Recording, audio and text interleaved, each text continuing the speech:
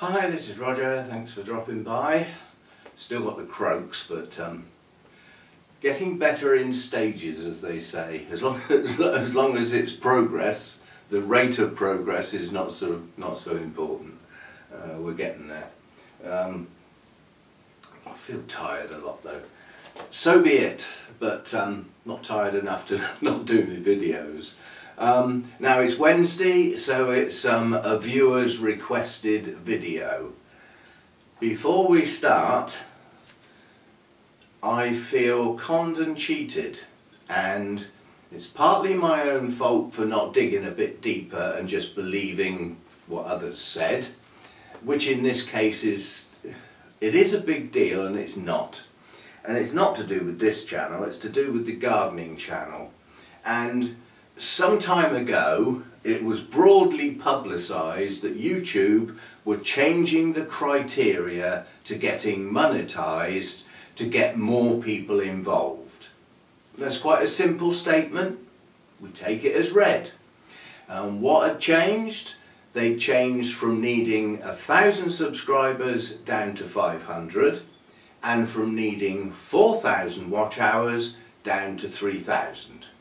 And that's what we've been working with on the gardening channel, and heading towards those. Well, we've already got the subscribers. Now I've looked into it in more detail, because to actually monetize the channel you have to set up two-step verification and link to an AdSense account, which I've already got to go with this one. So I had a look at doing that this morning, and I suddenly found out that those criteria are a load of cobblers.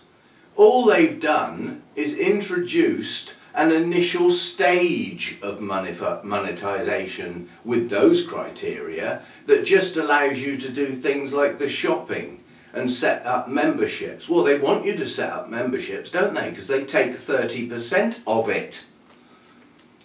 The actual criteria for full monetization to get the ads going, where you can actually earn some reasonable money, stays the same. So we are still aiming at 1,000 subscribers and 4,000 watch hours. Therefore, it's quite a long way off. We've only just gone over 500 subscribers. Getting the next 500 is not going to be easy. Not on a gardening channel at this time of year. So disappointed and a bit cheated, quite honestly. But if I'd looked into it in great detail when I first decided to go that way, then I'd have realised earlier. It's just annoying that the people that were shouting what a wonderful thing YouTube is, having reduced the criteria, they obviously didn't look into it very well, did they? And I just rode along with them. So annoyed. Annoyed of Roger's Orchids on behalf of Roger's new garden channel. It just means the target is a lot farther off than, than initially thought. So be it. Another little bit of news. Several people suggested this when they saw me sweeping up huge piles of leaves. Why don't I get a leaf blower? And I never thought they were much good, because all they seem to do is move the leaves from one place to another. But having seen the guy have a go with a leaf blower physically in this garden and where the leaves ended up, I've ordered one.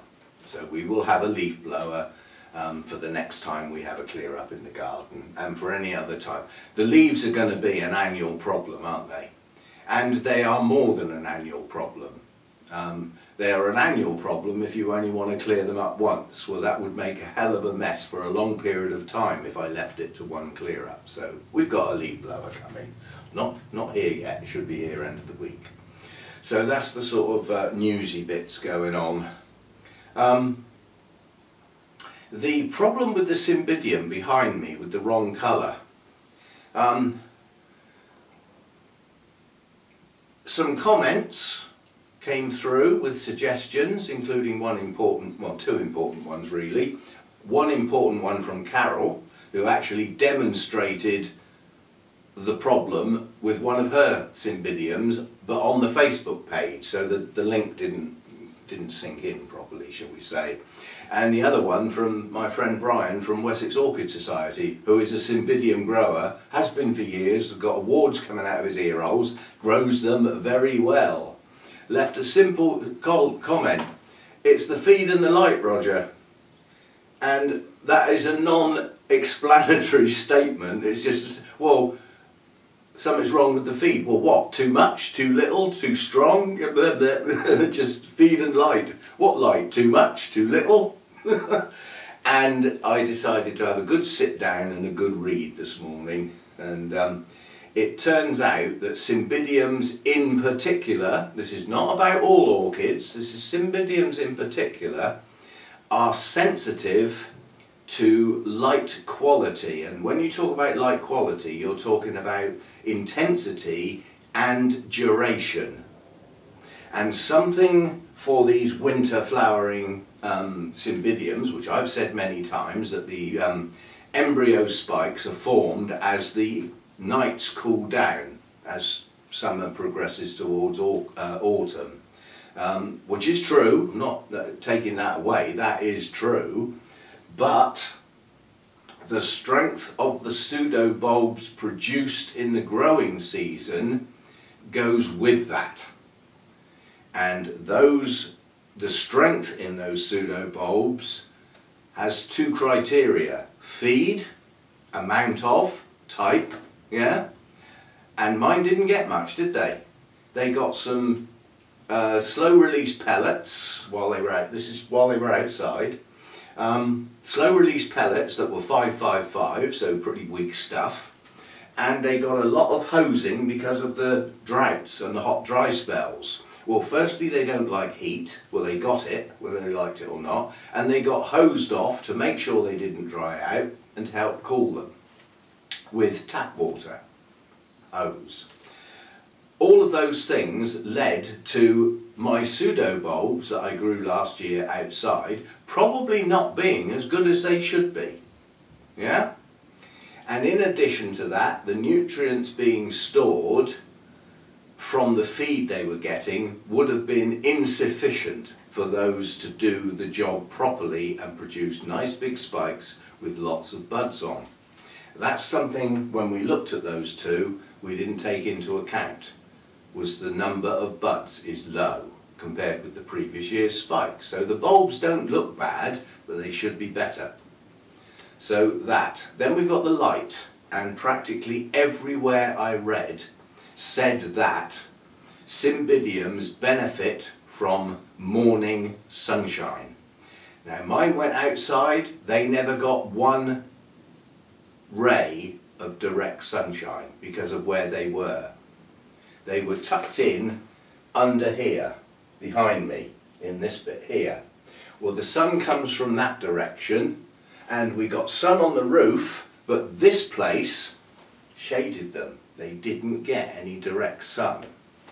So again, both of those things can be corrected this year for the next set of blooms. It'll be interesting to see what the rest of them down here do as far as colour, quantity and size are concerned with the spikes and the blooms. We shall see. I mean, it seems odd that this one was in the same position. Is this one a wishy-washy colour? No. This one's fine. Well, it had exactly the same treatment as those two, so why isn't this one wrong if those two are? Well, those two aren't. It's only one of the two. The creamy coloured one is going to be exactly the same. What's the difference? I don't know. What's in the makeup of the hybrid? I don't know. But certainly the copper one is not as it should be. And if that's to do with feed and light, so be it. Maybe within the Cymbidium, some are more sensitive to those two things than others are, for instance. So it's still a conundrum, but I'll run by the fact that when these are outside this year, they're fine while they're inside because I'm using my normal feeding regime.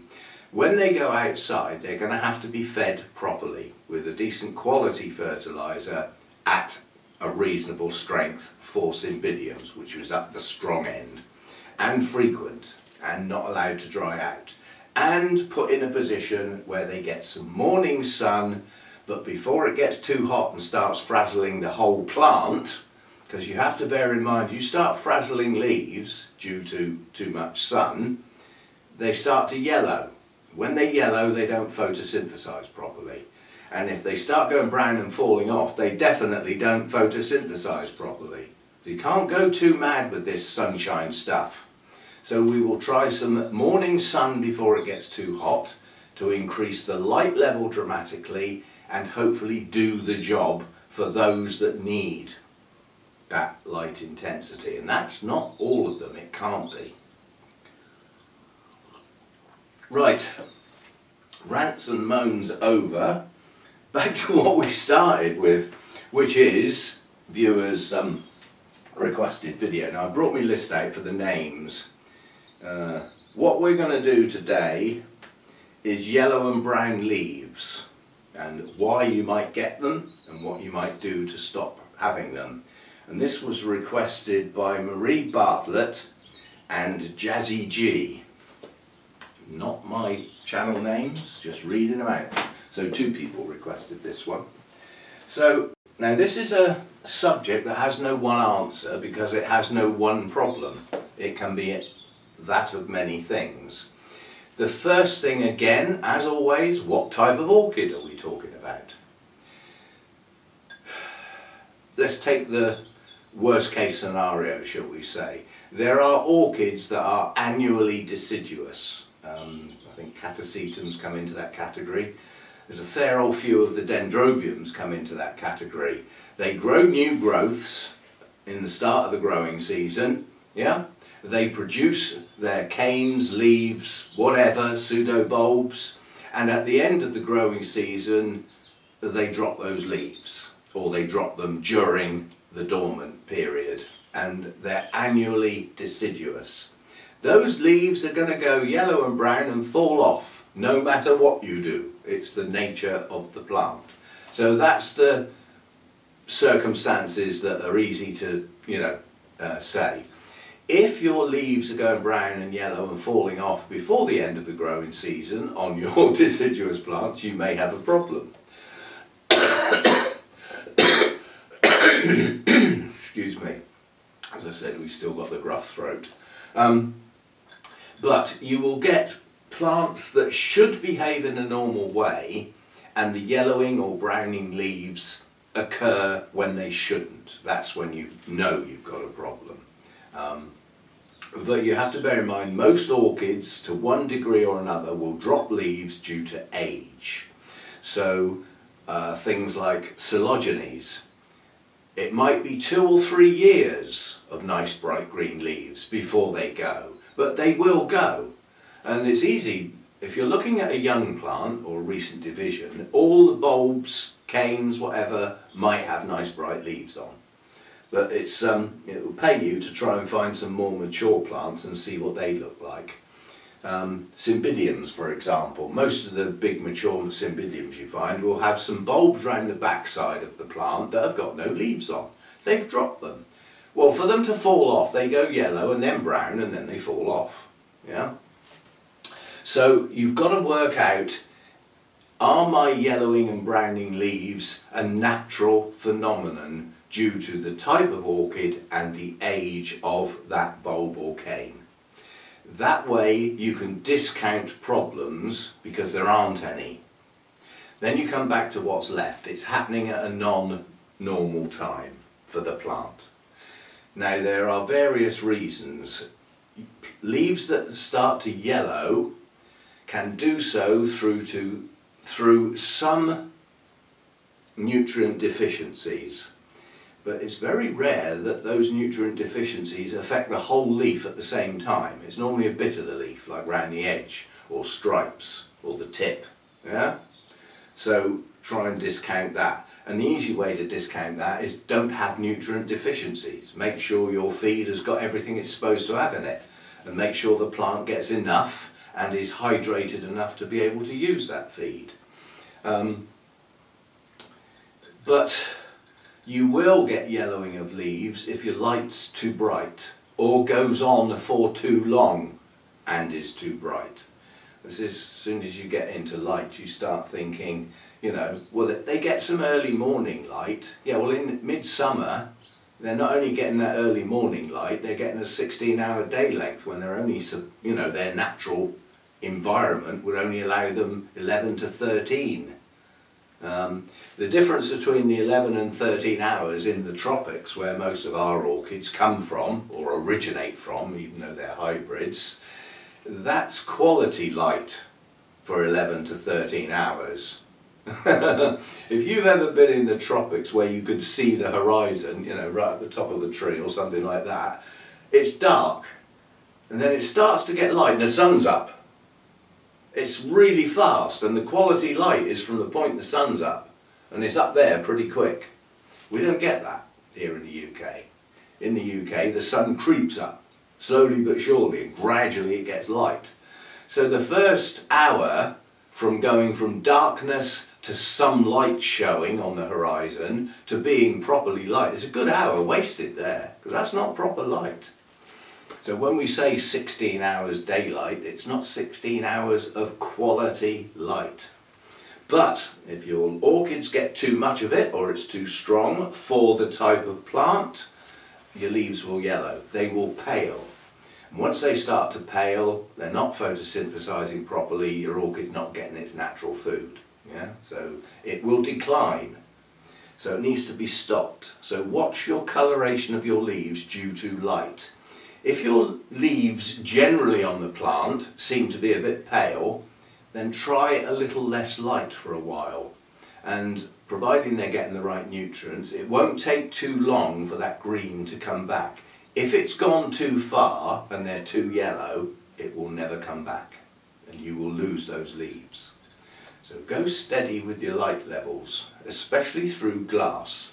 This windowsill growing has some has some things going against it, because the light through the glass is intensified basically, and can generate heat far more than it would naturally outside. So then we get on to yellowing and browning leaves in section. Mostly this sort of problem occurs on leaf tips, yeah, where the leaf tip goes brown. Unfortunately, there's no one reason, there are many.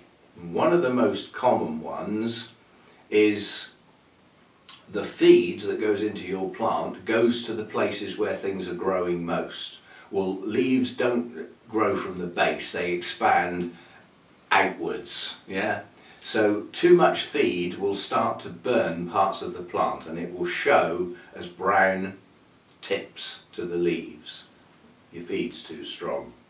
If you're confident your feed is not too strong, then it could be that your plant can't hydrate the whole plant fully with the root system it's got.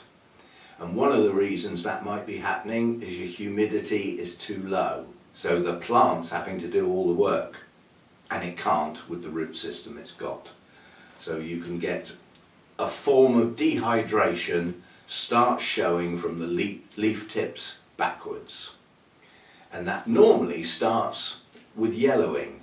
But if they're going to go brown through this reason, the yellow don't last long, they're brown in no time at all. So it's not like a gradual process, the brown tips occur quickly.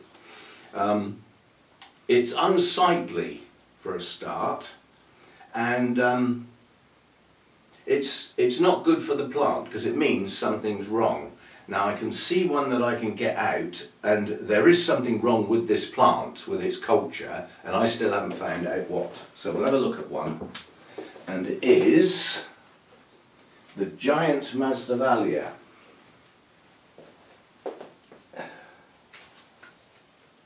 There's something very wrong with this plant, and I still haven't worked out why.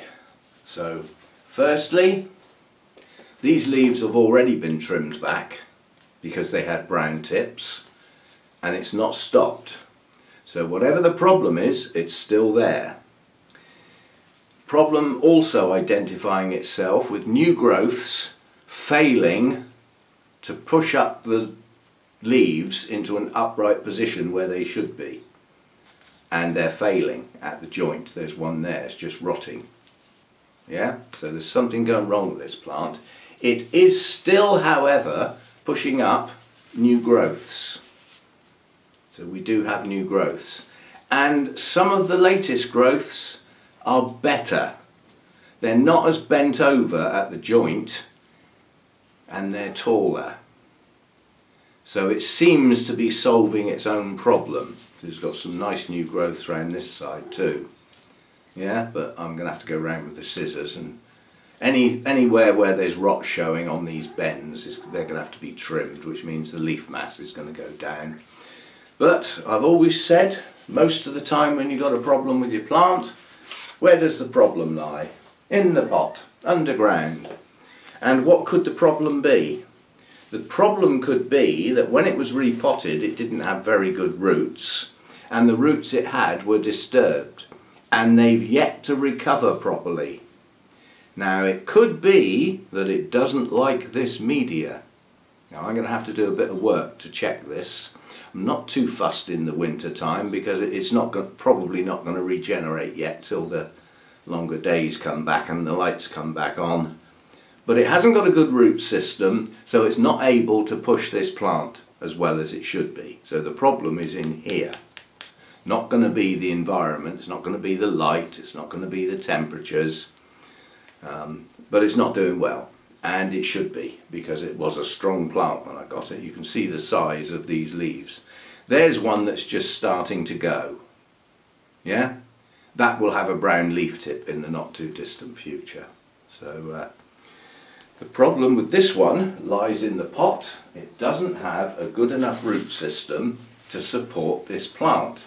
So when these new growths were pushing up, there wasn't enough of the right nutrients to push them up to full size. And they're weak and they're floppy. Yeah. Now I think this could be that it needs a different media. It needs a media with more air. So it might be that this one would be better off without the moss and just stick to the bark. It does have rather large roots, which is a sign of, you know, not wanting to be too wet and wanting a bit more air. But that's what we're talking about with leaf tips going wrong. And it's a culture issue. Normally it's the wrong feed, too much, won't be too little.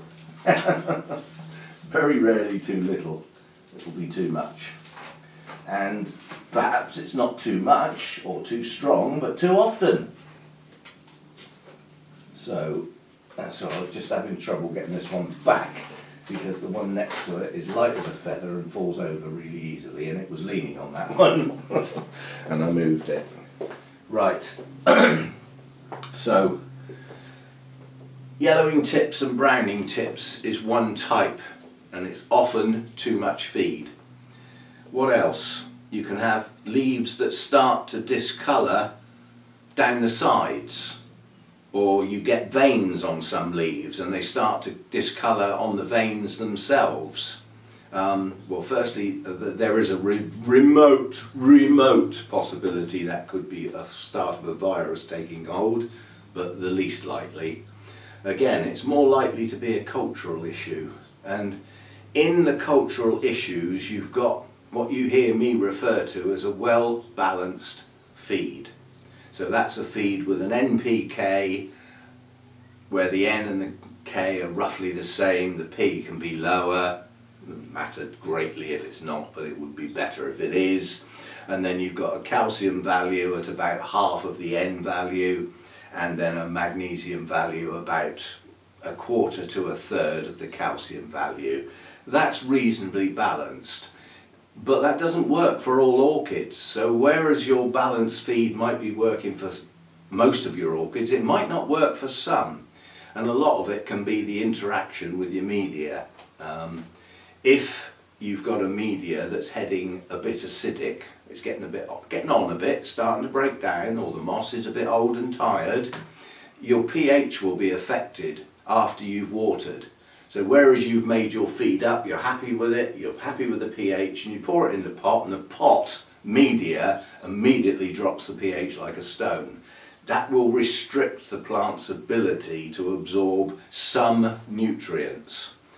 And one of the ones that gets a problem is calcium. Yeah, that gets too acidic. Calcium stops being absorbed very well.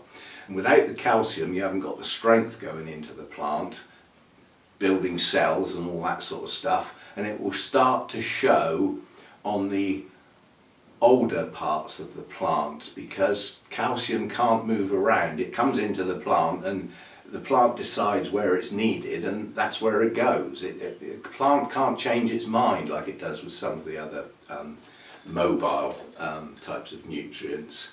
So the problem will normally show on the older parts of the plant, because it will push the nutrients into the parts that are growing and starve the others, and it can't pull nutrients back.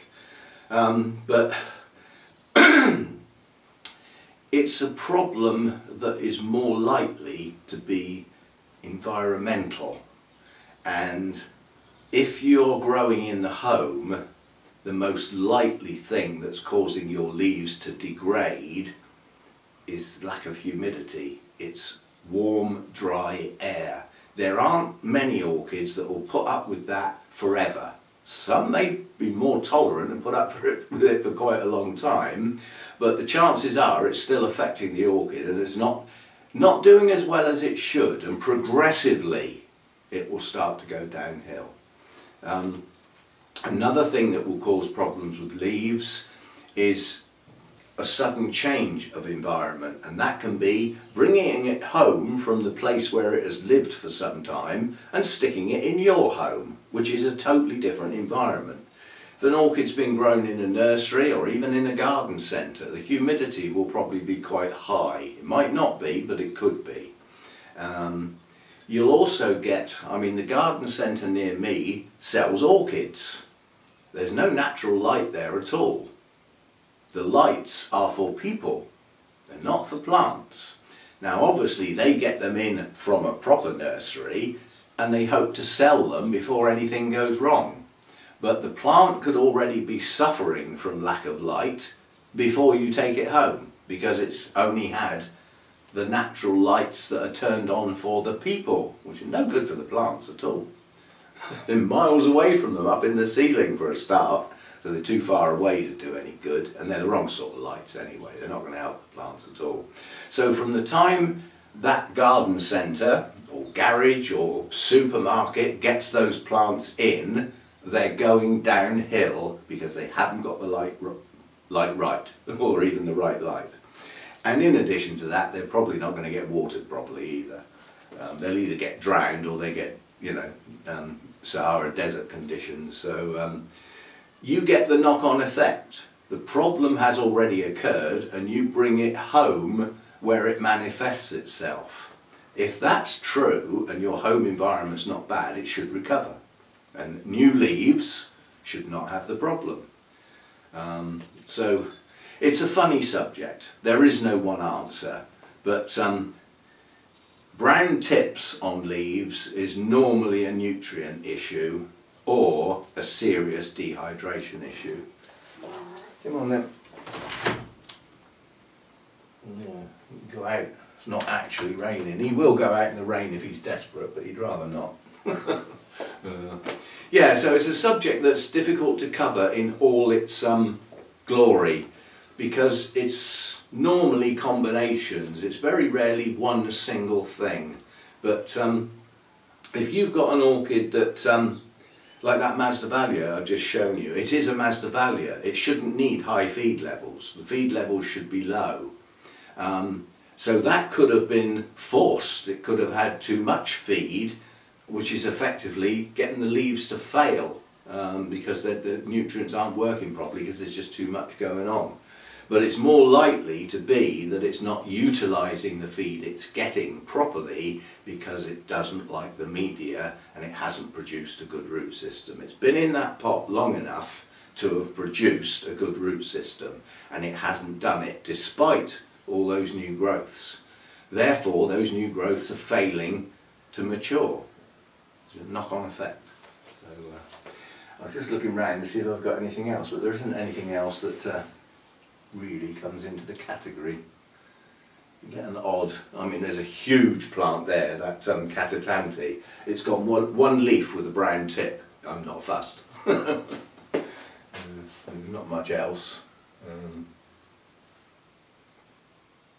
Yeah, these Dendrobium kikis over here, there's a couple of leaves yellowing on there.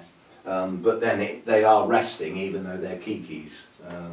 It's the time of year when they would be resting anyway, so there isn't much else I can sort of show you. But dramatic change of environment will cause leaves to fail. And that's going from a very humid environment with good temperatures into lower temperatures with much drier air. That'll mess the leaves up. Again, new growths should acclimatise to where it's now being grown, where it's been moved, and it should recover. If your new growths are failing, then there's something just totally wrong, and that could be the media's off and very acidic, and the plant's just losing its root system, which means it not only isn't getting the food you're trying to give it, but it's also not hydrating properly. That'll do it.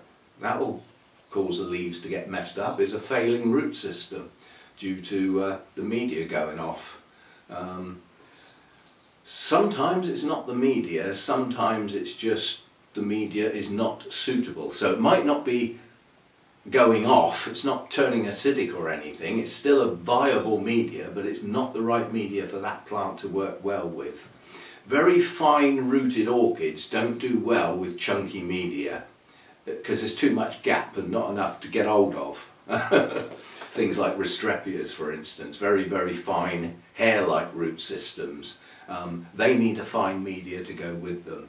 But the Masdevallias can be odd because they can have a fine root system, they can have big, thick, fleshy roots, and it's alleged that you should adjust the media accordingly. So if it's got thicker, fleshier roots, it doesn't want that ultra-fine media that perhaps the fine rooted ones do. Now it's going to rain. I'm just watching him, he's sitting there thinking, yeah, I thought we might. Yeah, he was only looking at the garden. It's not my fault it's raining.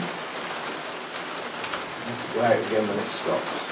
And on that note, it's probably a good time to finish anyway. So it's one of these problems that if I spent 3 hours talking around the subject, I still wouldn't solve the problem for you and your particular plant. So all I can do is talk around it, which is what I've tried to do. Now I don't like ending videos like this where I haven't given a definitive answer. But there isn't really a definitive answer because it can be many different things in combination or in isolation, and if you put that lot together, obviously there's no one answer. Mainly because if you think about it, there's no one question, because we've already gone over different circumstances, leaf tips, veins, whole leaves, yeah, forming the many questions and therefore many answers. So well, that was a quick shower. That wasn't even worth bothering with. Anyway, thanks for dropping by, and that's that one done. And sometime this week it'll be on the gardening channel, but the problem with the fence being strapped up with the rope, where my new garden ornament, big bright green rope all across the garden, I now have a solution that doesn't involve getting the landlord involved or finding out who even owns the fence, because that bit of fence might belong to the house over the other side, in which case it's their responsibility and they might say, well, I'm not fixing it. You know, I don't want to get into the wrangles, so I have a solution for me that I can do that's going to cost no money, and it should just work. And I'll go over that on the gardening channel. It won't be today. still showers going on, and it's not urgent now that the fence is temporarily fixed from waggling around. And we're supposed to be getting some better weather as we head towards the weekend. So they say. so they say. But in the meantime, there's homes flooded, farmers' fields flooded, rivers washing stuff away, and we've had more than enough rain, and we've still got more to come. So thanks for that. We really need all this rain, don't we? Not. But maybe we'll get some colder, drier, more settled weather as we head on. We shall see. It's still only early January after all. See you next time. Thanks for dropping by.